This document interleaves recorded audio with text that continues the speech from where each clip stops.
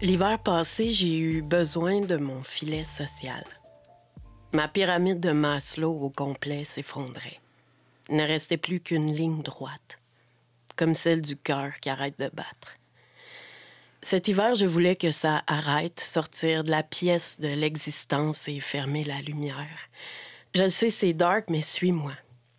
Il faut se dire ces choses-là.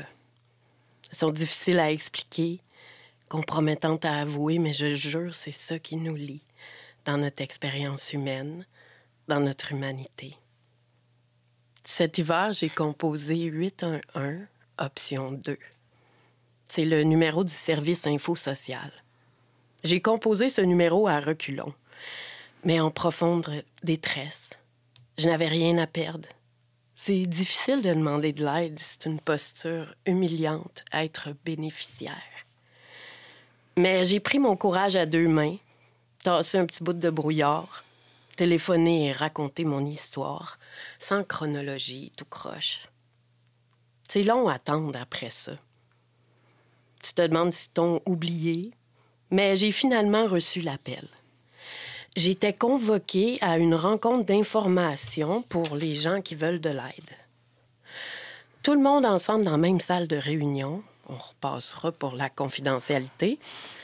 Il faut ensuite s'asseoir et écouter Marie-Soleil nous féliciter.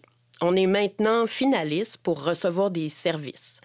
Se présenter à cette rencontre, c'était pour garder sa place à la liste. Fait que tu retournes à la maison sans rendez-vous, mais avec un duotang rempli de documents brochés. Celui sur les couleurs de la colère, celui sur la roue des émotions, celui sur les animaux des qualités.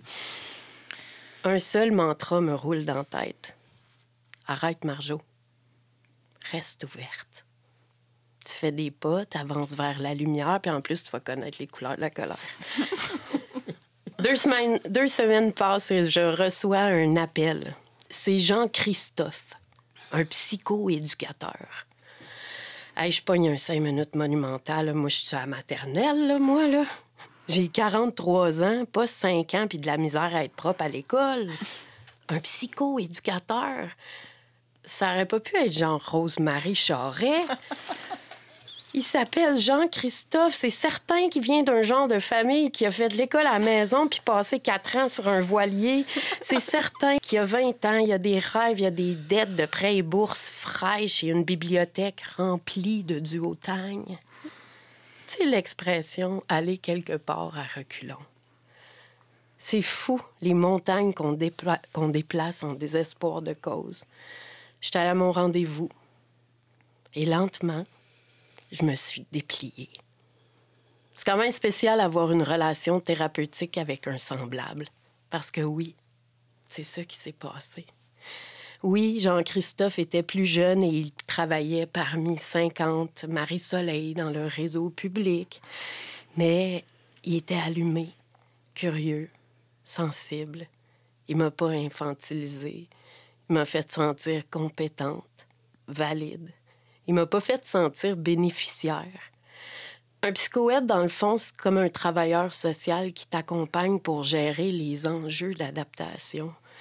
Je pourrais parler à quel point c'est normal de ne pas être capable de s'adapter à ce monde qui brûle devant nos yeux impuissants. Je pourrais parler de ma théorie que le trouble d'adaptation a été défini un peu par l'incapacité de rester productif quand tout pète. Mais c'est pas là que je m'en vais. C'est maintenant le printemps dans mon histoire, puis il y a Jean-Christophe, puis il y a moi qui meurt pas. Avec lui, j'ai appris l'autocompassion.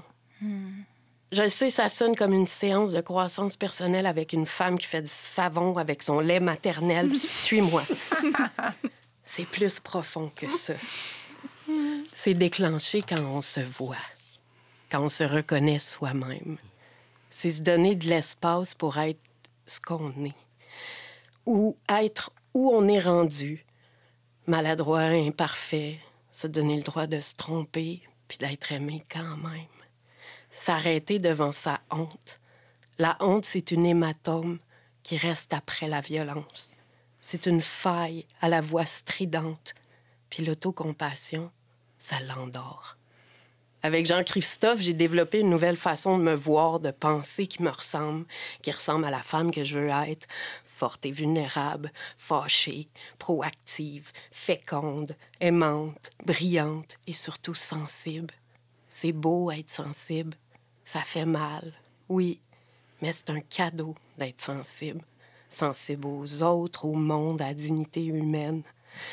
Cet hiver, je me suis souvenu que je l'aimais quand même, la vie. Je me suis souvenu des craques de lumière de Cohen.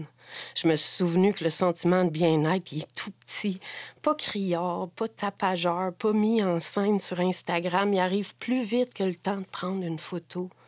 Mais il fait un petit peu de lumière, puis c'est tout ce que ça prend pour avancer un petit peu plus loin. Quand ça commence, c'est souvent l'hiver. Mais faut pas que ça finisse. En fait, faut tout faire pour que ça finisse pas. À travers les autres.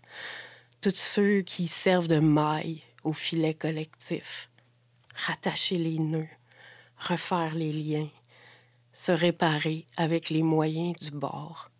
Ceux qui existent, mais ceux qu'il va falloir qu'on invente aussi. Avec l'aide de personnes qui veillent à essayer d'améliorer la qualité de notre soleil.